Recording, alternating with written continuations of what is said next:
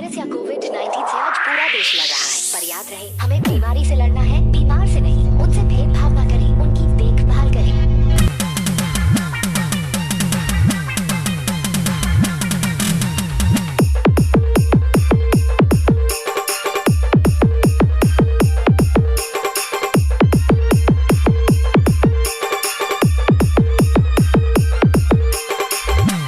आप सुन रहा है डीजे बाबू साउंड शाहपुर दक्षिण दिनाजपुर।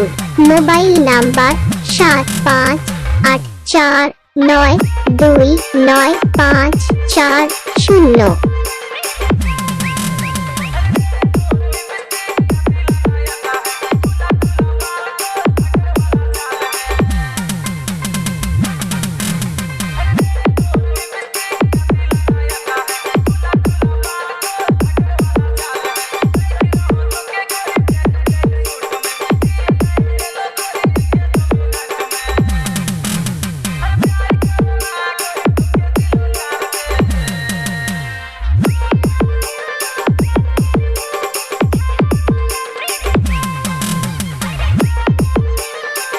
मैजिक साजा रहा है डीजे बाबू।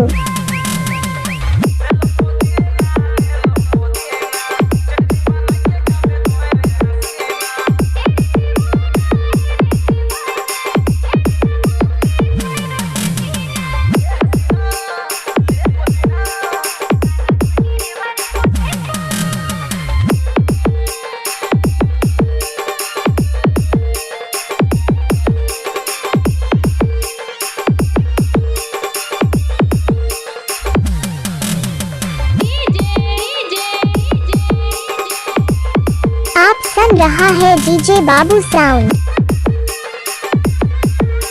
अब आएगा मजा।